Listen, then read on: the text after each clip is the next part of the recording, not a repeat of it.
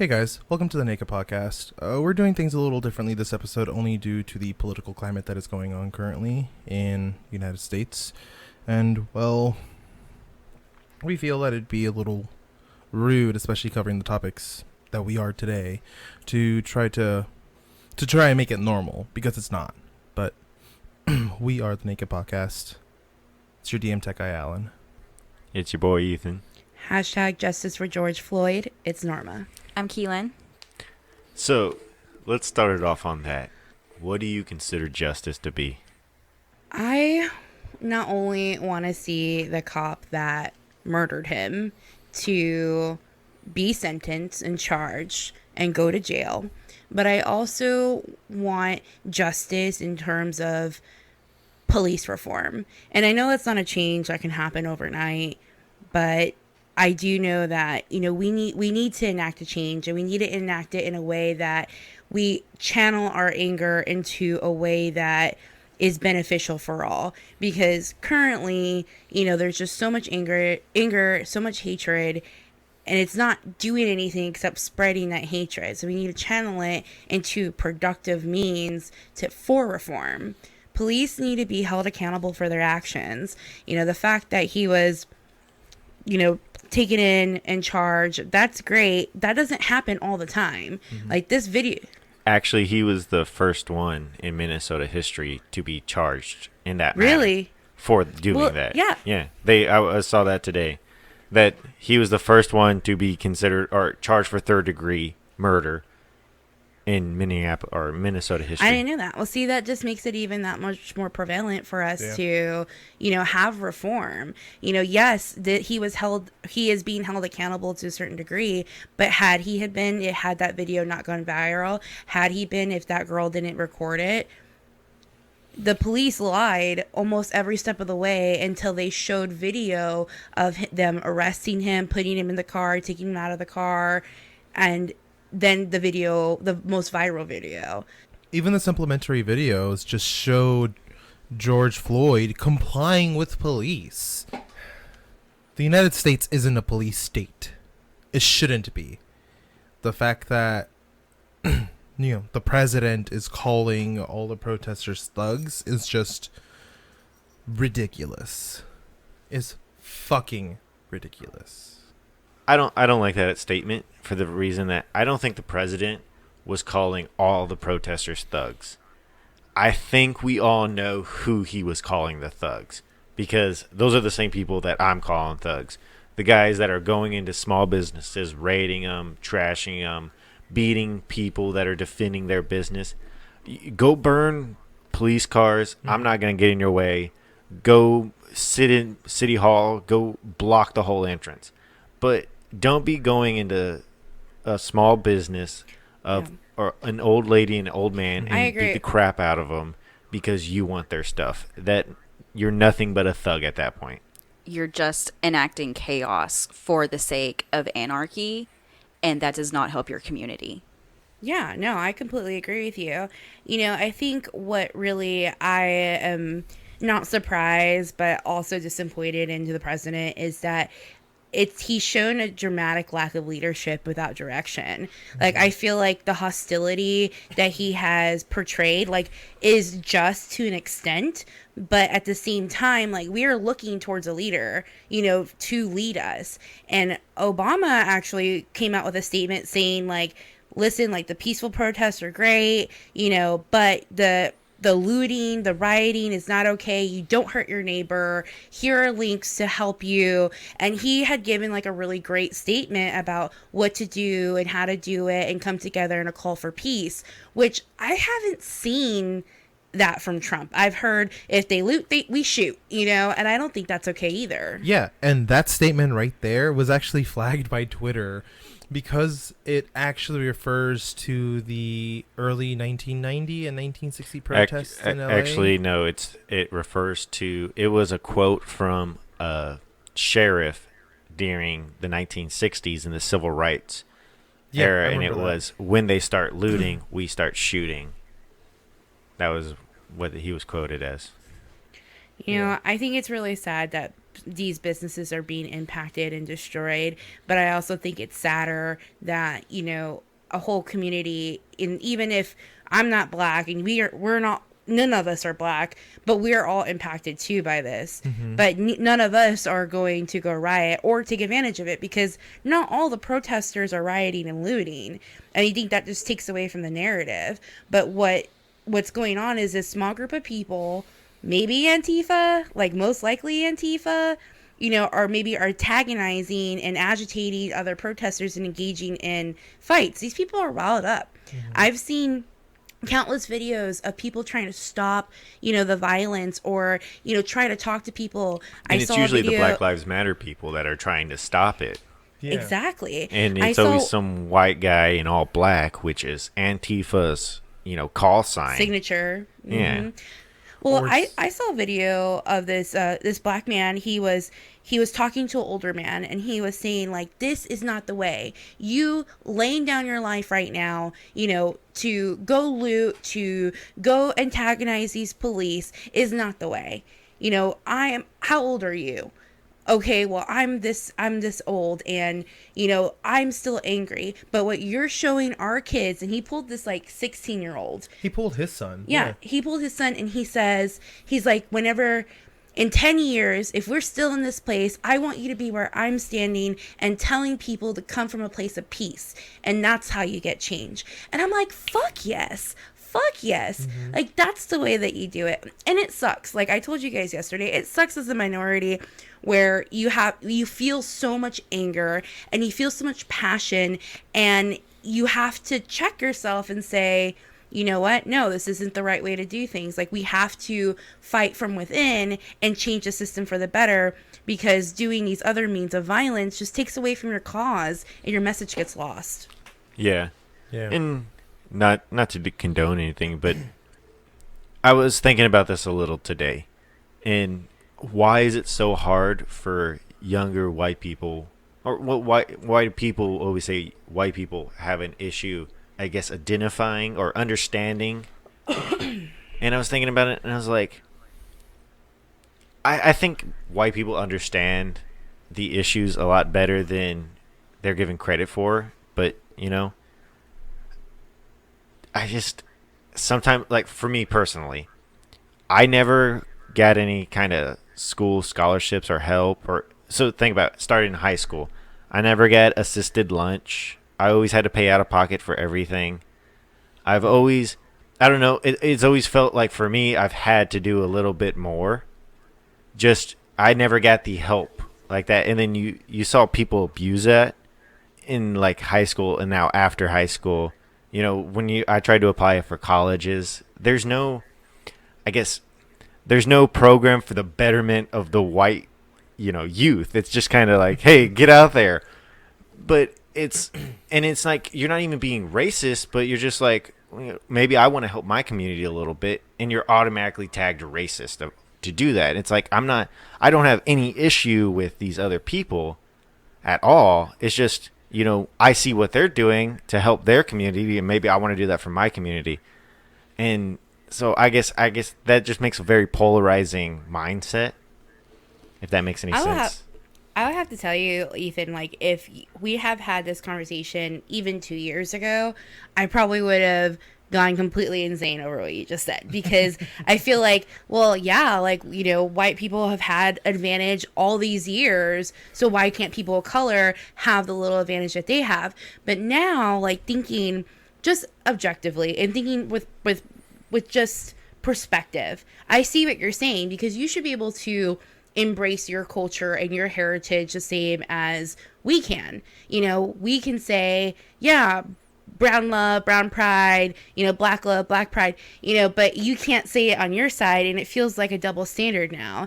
I think, like, now that we are trying to come to some even ground when it comes to the topic of race, and you're right, a lot of white people, like, that I know and that I've talked to, have been completely for the cause and standing up for what's right. I've know people that have gone to protests. I've know people that have, you know, activated a, you know, social call on their social media and have told people, listen, like, I'm not going to stand for this. So I feel like we're at the point where we have the ability to see each other on the same plane for the first time. And I hope that we continue on that trajectory. We need the reform and we need to change. So, thinking about on this reform, what would have to come with reform? Because I know it sounds very, I guess, I'm trying to put it in a very even perspective tone. Like, this is just from an outsider looking in, non-objective. If you want one side to reform, then we're going to have to reform the other side on certain items too. So coming back to, the little advantages, you can't be on an even playing field if one person has advantages either way. So then are we going to have to come to a point where nobody has the advantage on anything? Would that be true equality? Well, I think people need to understand, like, what is equality? Is it, boosting up people that are disadvantaged and boosting them higher than people who may not have had the same struggles? Or what does that look like? And I think, when people think about equality, you're like, oh, I just want things handed to me. It's like, no, like, that's not how it works. You have to work for things, and you have to go and, I don't know, just do your part. But the problem with that, and I love that mentality, and I think it's great, I just don't think it's realistic, because when you look at numbers, the majority of people who live in poverty are people of color. And the gap between poverty and the people who are a little bit more wealthier is huge. So people of color usually have a disadvantage when it comes to their things. So is this a race issue at all, or is it a poverty issue? I think it's both. That's a good question right there. I think it has. That's to a good be way both. to look at it. Yeah. Yeah. Well, I think to say on what you were asking about with the equality is, and how do you hand that out, I think a lot of that is going to have to do with compassion and empathy, because you have to understand where somebody's coming from. It's like the meme or the cartoon of the three boys standing behind a fence, and they're all trying to look at the baseball game. If you give each boy a box, only two of them can see over the fence, and the shortest one can't. And in the end, in order for all of them to see and for them to be equal, was for the first boy to not have any box, the second boy to have one box, and the third boy to have two boxes. But then they added another panel where they just took away the wooden fence, and they put in a chain link where they could all see through it. So instead of, you could take away all of the advantages, and then you just have to build a different kind of fence that gives everybody a better playing ground. Yeah. I guess when I think about it, and everybody says I want justice and reform, it's like, okay, well, what are the pros and cons of reform, and what is that reform actually going to look like? We got to move past the I want it phase and start moving into realistic, like, this is what we think, or the action phase. Yeah. Well, and a lot of that action phase, especially in poverty, is going to be with the social, what am I thinking of? People on WIC, people on food stamps, people who are looking welfare. The welfare state. They're trying to help people who can't find a job or have a hard time finding a job because there's not education. Well, the kids that they're bringing up through schools, they have the scholarships for the disadvantaged, the youth, the urban, whatever. No, and I totally can't figure out what I'm trying to say. Yeah, well, I get what you're saying, but so what I'm saying is, non-objectively looking at that, is that true equality? Like, for you to have you can't complain about white privilege when you have your own privileges that you're not willing to give up. That's a good point. And you know what? Something I said earlier is I said it was an issue with both race and financial status. Now that I think about it a little bit more, maybe it isn't so much a financial status issue, but it is the whole, like, just race issue, because I mean there are families who are better off and they've busted their ass to be better off, and that's understandable. Go you, way to go to actually take advantage of capitalistic ideals and to actually make your own worth. But for everyone else, I mean, you have to bust ass.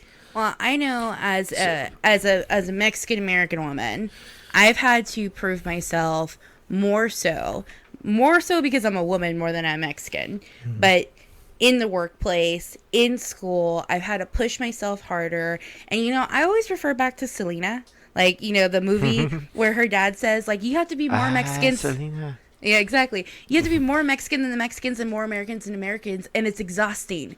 And that's so true. It's so true. But at the end of the day, we're all Americans. Like, no matter what path in life has brought us here, we're Americans, and we need to come together as Americans to get it done. And I see what you're saying, Ethan, about, evening the playing field.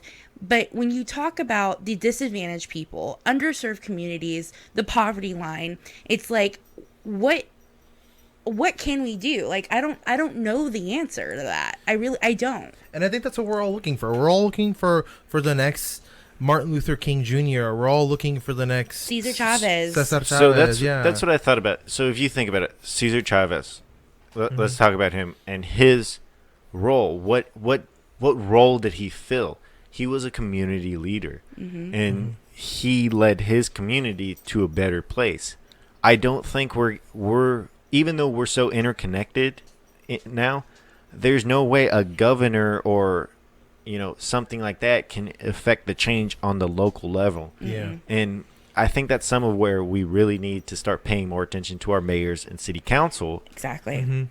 And realize, the president is responsible for certain things, but really our mayor and city council are the ones that making the decisions that affect our weekly life, daily life. Well, and I think, and that's exactly what Obama said in his statement too, is that he had said, I've heard people saying like, regardless of the candidate that's chosen for the DNC, which we know the assumptive candidate is Biden or President Trump, they feel without hope, so they're just not going to vote. And he says, I couldn't disagree with that more. The most effective change that you can make is at the local level. So your mayor, your councilman, people who represent you in Congress, because they represent your interests. And how many people, if you polled 100 of them, how many of them would know who their council person is? How many people would know who their congressman is? How many would know who their senator is? I can say, I've lived in my 15 to district 20. for 5 years owning a house. And to think about it, it was like I had to go look up who my councilman was just to complain about him passing that stupid hate speech law here in San Antonio. Oh, the Chick-fil-A thing? No. He was a few weeks ago. They unanimously voted to pass that if you say Chinese flu or Hong flu, that's hate speech. And it was like I had to go look him up just to complain about him passing speech laws. And now I know who not to vote for. Don't we have a female? No, we have an old guy. He's like Clayton something. It's Clayton something. I forgot his last name. You must be thinking about our old mayor, Ivy Taylor. She was the worst mayor ever. I know. I Oh, fucking God. hate that bitch. Ivy Taylor, if you're listening to, we all hated you. Yeah, You're the but even worst. coming back to thinking about comparing local, so like Chicago, what their mayor did this week, where she went on national news and said "F Trump," or "F you to Trump." It's like your city. Why are you blaming him for what's going on in your city though? You're the one there. Yeah, Take some responsibility? what does Trump have anything to do with what your police officers are doing? Nothing. Yes, exactly. Like if the MPs were out and doing some shit, hell yeah, let's go march and burn down the White House. But at this point, it's like I have my own issues with SAPD, and like SAP, they write our laws here in San Antonio, where SAPD is exempt from most of them. People going to Trump for their local police are the Karens asking for the manager. Exactly. No, they're the ones calling they're the ones calling the district manager.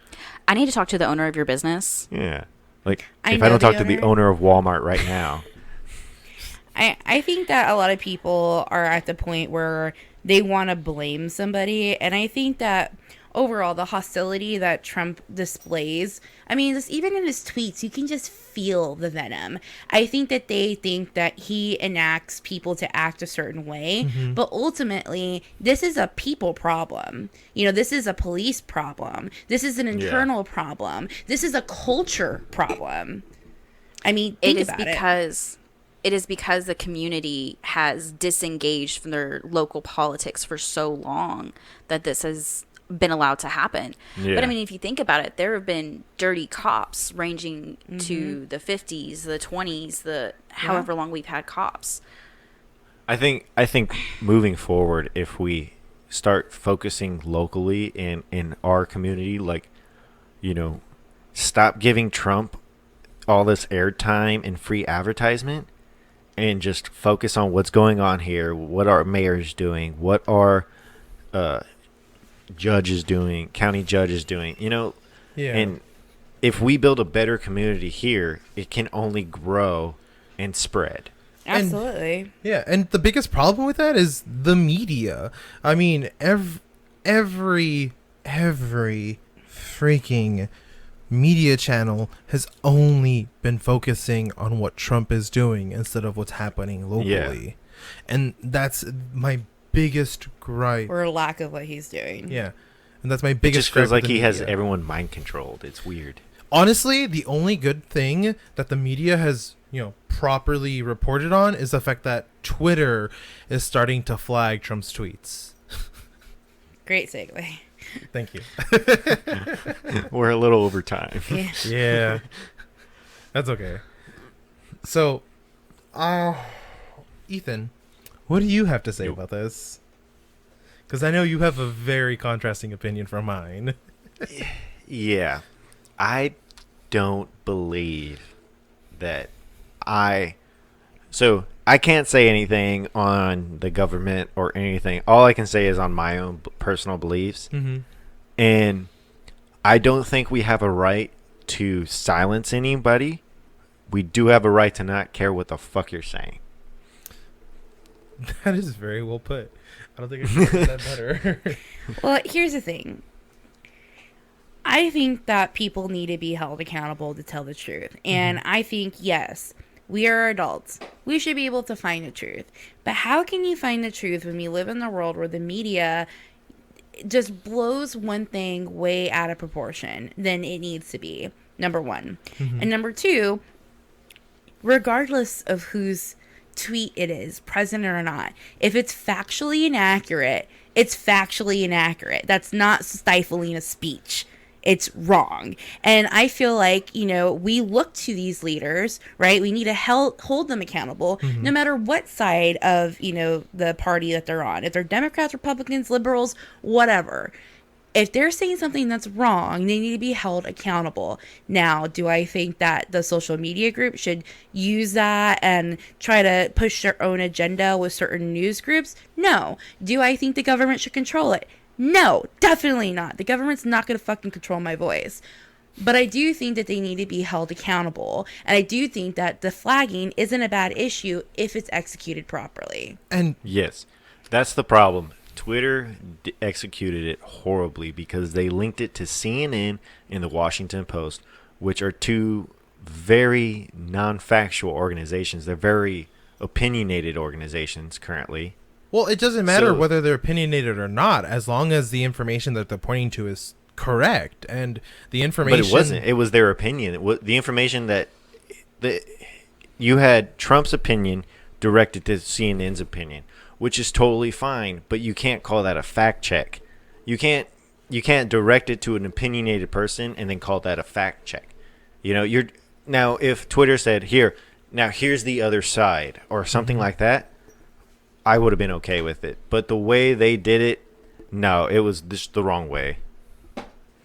I can see that, like another viewpoint, and then have, you know, a link or something to... Yeah, but calling it God damn, that thing just hates us. But calling it a fact check is... And then not even giving it an authoritative source. It's just... CNN, Washington Post. I mean, okay. So maybe you guys have a point. Maybe pointing to CNN and Washington Post is a bad thing. What if instead of pointing to other news organizations, they pointed to, an official U.S. government website where it has all the factual details about mail-in DOJ? voting? Yeah. Oh yeah, no, I'm totally for. There you go. I'm totally. It's like I'm just not gonna let Twitter set the standard of truth, if that makes sense. And that's fair. That's completely fair, especially when news organizations like CNN are typically liberal and they're wrong and they don't ever issue an indictment like the Covington kids. We talked about them a long time ago. So the Covington kids, Washington, D.C., got involved in a protest that they weren't even involved in, and it became this sensationalized headline that wasn't even true. CNN, by the way, settled a lawsuit for $2 million with the kid and never issued a redactment. That's wrong. And So CNN does items like that all the time, where they run a story, they get their clicks, they get their views, then they run a redaction or a correction later on, get the clicks, get the views. They cashed in twice. They don't care, and they're not held accountable for that. And I think that's where we kind of need to bring back the fairness doctrine. It's a bill that was introduced back in 1949 to force news organizations to actually report on both sides of a story. That's something that the news hasn't done since the 60s, since it was revoked by President Reagan. Yeah, so I was going to say that was Reagan in like 84, right? Was it 80s? I thought it was 60s. Or 83. Yeah, it was right around the time, like right before the 24 news hour cycle, or the 24-hour news cycle started. Yeah.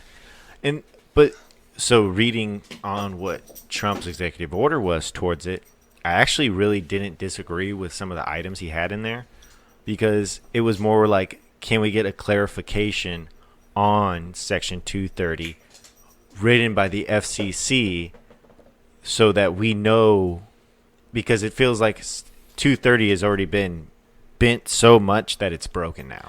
And Can you back it up for a second? Can you tell us what 230 is? So Section 230 came out of a lawsuit that happened in the early 90s, which said when tech companies started first publishing things online, that the lawsuit was that this company had users and they posted some stuff. Well, people tried to sue the company for whatever the people posted. And so the judge said, as long as you don't edit what the people posted, you just host what they posted, then you're not liable for it. But then later on, when they tried to moderate the content that was going onto their website, it was ruled that you are liable for that. So then out of that, they wrote Section 230 to help tech companies from being liable for every single thing that their users post. now, if the FCC were to actually go in and revamp Section 230, I would not trust them because of Angie Pye. Yeah, That guy. Oh that yeah, guy. fuck that dude. I think there's enough, though, when they're doing it right now, I think there's enough eyes on them, and there's enough people invested into it that they're not just going to be able to slide some stuff through. I think this is a big enough issue that tech companies are going to have a team of lawyers, and government's going to have a team of lawyers, and they're actually going to sit down and go through and settle it. I think too this might relieve just playing devil's advocate. Just really fast, just playing devil's advocate and saying I think it would be good in the long run, because you have platforms like YouTube and Twitter and Facebook that are under constant scrutiny all the time about misinformation being spread. Could this be a way to limit that, or would it make it worse? I think it would make it worse, because if Section 230 eliminates for social media platforms to truly moderate what's being posted, then and I don't mean moderate as in control what's being posted. I mean moderate as in, add flags, whether it's not safe for work, age appropriate, what have you. It's going to eliminate all of that. It's going to make it extremely difficult even just to find anything or to use any sort of social media. And even with the multiple eyes on Section 230 and on social media platforms, I don't think that it would be handled correctly, because social media platforms are going to try to push what benefits them. I mean, look at net neutrality. net neutrality had a lot of eyes on it, and Obama pushed it through only to have Anjit Pai completely remove it. Fuck Anjit Pai. Yeah. Yeah, but so thinking on the whole thing, what you were saying is, so when the lawsuit was talking, when I was researching on the lawsuit, they said, so companies when they said they were modding the content on their website, then they became liable. Well, they got around that by coming up with a terms of service. So as long as they set a terms of service and then you agree to it, then they're not liable anymore. So that was a loophole that they set up. And I think companies, especially like YouTube, have exploited that loophole so much, and now they're abusing that loophole. So we need to find a way to close that loophole and establish more of a internet bill of rights or something to start protecting people online. I definitely think that protection of free speech is important. It's a core American value. You know, it's something that is literally in our Constitution, in our own Bill of Rights.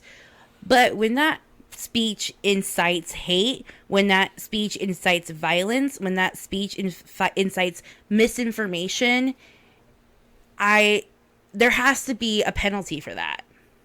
Yeah, I agree with that. We should have laws on the book for that already.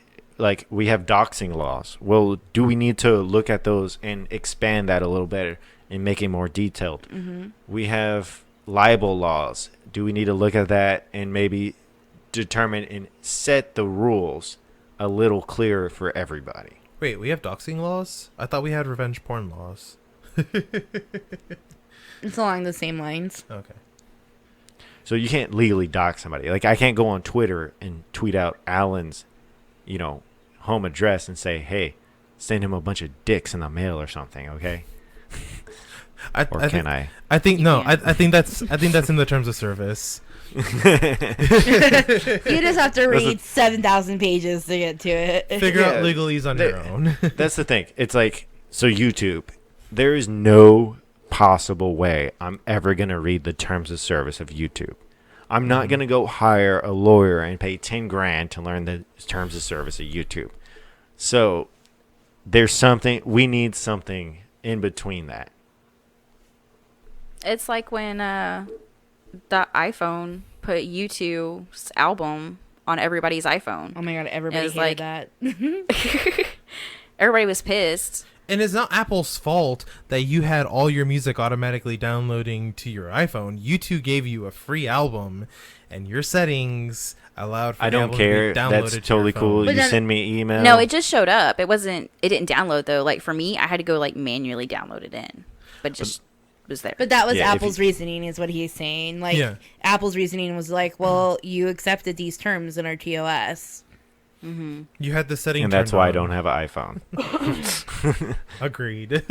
Well, there's been I've seen a couple videos with Alan talking about terms of service, whether it's YouTube or Apple, etc. And they say it literally will take you how many years to read through it? Like 2 years to read through the terms of service that they change every year, sometimes twice. Yeah. Twitter has changed its terms of service 6 times. YouTube, I think, has changed it about 7. I don't know the real number for YouTube as to how many times they change it, but there's no limitation as to how often they can change it, and there's no limitation on what they can change. What I do know is that certain posts are grandfathered in if they're old enough, but most of the stuff, after a certain amount of time, will have to be updated to the new one. So let's say that Twitter updates its terms of service tomorrow and you don't log in for a while. All your old posts are grandfathered in because you have not agreed to the new terms of service. I don't mind them changing or updating, doing whatever they want. I just think that they should only be able to do it once a year or twice a year, and they have to lay it out exactly what they're changing and make sure that there's a notification that everybody has to read. Like when the iPhone has a new update, it gives you, a list of everything that it's going to update, everything that's going to do. Yeah. And I mean, you're not even going to read it. You're going to update it anyways. But at least they can say, we gave you something to read. Yeah, I'm not comfortable with them having that out. Like, I don't like YouTube or Twitter having that out. Well, we updated our terms of service last month, so you're off our platform forever.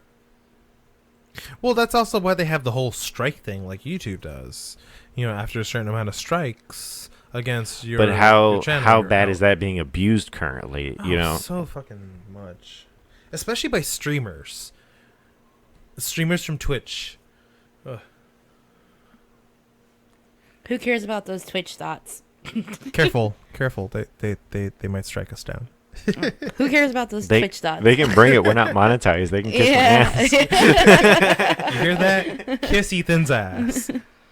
At 1234 First Street. I mean, good for you, girl. Like, using your feminine wiles to promote your channel. Like, no one's hating you for that. But at the same token, like, be considerate in your speech to other people. Because they can be real bitches.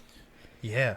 Like that one that completely, like, striked PewDiePie's channel a few years ago. I forgot what her name was. I mean, at the end of the day, like, I feel like people put so much value into these streamers, but they're just regular fucking people, and who fucking cares? Mm-hmm. Like, that's my opinion. But I don't really watch YouTube all that much. Like, I don't have a dedicated person that I watch all the time. I mean, small streamers are great. Like, don't get me wrong. I support the streaming community for what it is. But at the same time, these people are not the end all be all. They're regular fucking people. Like, why are we putting them on a pedestal? Like these, Twitch users like Alinity or Dear Lady. Like, who cares? Like, if you don't like their content, just keep it fucking moving. At the end of the day, I can agree I with guess that. some people, I can see where some people, because I know I get it. I have an issue with it sometimes, seeing the graphicness of them with their access to younger men. Mm-hmm.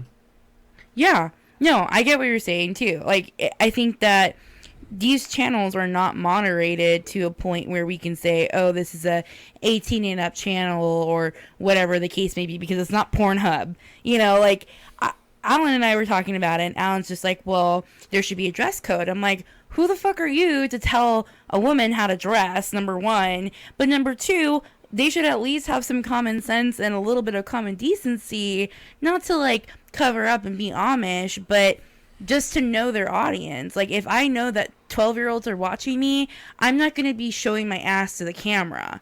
Like, this isn't, what is that porn site, Brazers? Like, this isn't Brazers. Like, these are 12-year-olds watching you, and they idolize you. Exactly. Well, that's what I told him. I said, why doesn't Twitch have, like, a, like, 18 and up channel, right? Like, you have to go through an age verification process.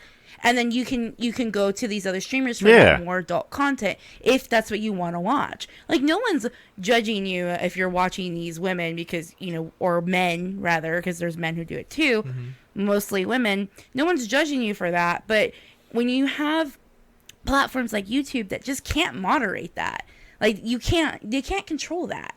It's been proven time and time and again that they can't do that. The kids, my nieces, they came across a YouTube video of Sonic erotica when they were 7. They found it easily, but just by typing in Sonic videos and clicking view next, view next, view next. Yeah, I mean, as Alan, it's you having a son coming up, and you know what it was to be a teenager for the first time. And how much easier it is these days. Yeah, imagine how much easier it is than we had it. Have to sit on Channel 99 waiting for fuzzy boobs to come on.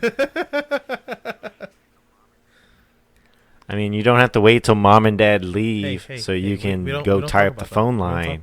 We don't talk about dial-up days. But, I mean... Is this a conversation you're trying absolutely. to get open with him? Absolutely. Yeah. We've told him that he can talk to us about anything that he finds. But I do set limitations. Like, he's not allowed to use YouTube by himself. And I don't trust YouTube Kids because of the shit that our nieces went through. Yeah. No, I don't trust that stuff. But, like, going back to, like, Twitch users, like, if there's a channel, like, think about, like, how successful porn organizations are. Like, YouPorn or Pornhub or whatever they are. RedTube. Yeah. Are they the same? I didn't know. They're all They the Bang same Bros. organization. I'm kidding. Okay, well, they they're all owned have by the same people. an audience, right? Well, why doesn't Twitch have the same thing where they put these people who want to be a little bit more suggestive or flat out suggestive and have it be an age verification process? And then Alan kept going back and forth with me because he's like, no, that's not right. They shouldn't do this. And I'm like, but how can you control what a person wears and what they do? Like, if I'm wearing a spaghetti strap, is that too much because I'm bustier than a girl who's flat? Like, this isn't high school. I hated dress codes. Like, you're sexualizing young girls. But at the same time, like, have common sense. You wouldn't go to work in a mesh top.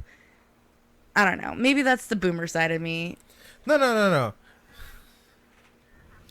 Well, doesn't Mixer have the 18 so and Mixer up channel? does have Yeah, that. Mixer has Twitch something is like a little that. bad about it. They don't necessarily go through it, but Mixer actually does have a dress policy, and they have the ability for you to mark exactly what kind of content you're releasing on your channel. So it's not so much 18 plus, but it's more like family friendly, a little moderate with a little bit of cussing, Explicit. and then explicit where it's like 18 plus because the content of the video game that you're streaming is not suited for young adults or young kids, mind you, and language is excessive. So, like, the video game ratings. Yeah. I made sure. Oh, okay. I was going to say, I made sure for my channel to make sure that I was explicit or 18 plus because I do tend to curse a lot. And so I wouldn't want anybody whose kids that isn't around cussing on a daily basis Yeah, no, I get you. to listen to that. But I don't even have a video up, so.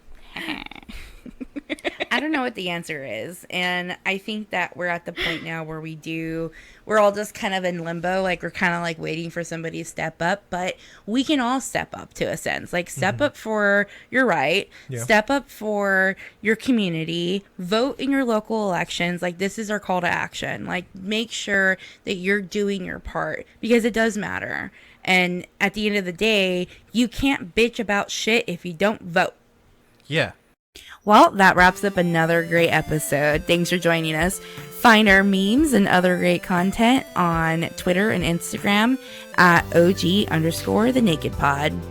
Run over to our website, officialmillennials.com, and you'll find our wonderful blog, some notes here and there from others, and a link to our Patreon, where for $1 you become a patron. What do we get out of the $1 patron? All of Alan's love and respect. I'm okay with that. And As a long as handwritten note. No handwritten note. My handwriting's shitty. While you're on the internet, definitely hop over to our Twitch and Mixer channels. On Twitch, we're Official Millennials. On Mixer, we're Official Mills. We will be trying to do some streaming this summer, so definitely check that out. Maybe we'll have a live show, and I will be doing streaming Mondays and Thursdays over at Mixer and Twitch. My handle is PeachZ90. Don't forget to subscribe to our YouTube channel, where you can find all of our episodes with a little extra fun mixed in. Thanks for listening, guys. Thanks, everyone. Bye. Bye. Bye, we love you. This is an Official Millennials production.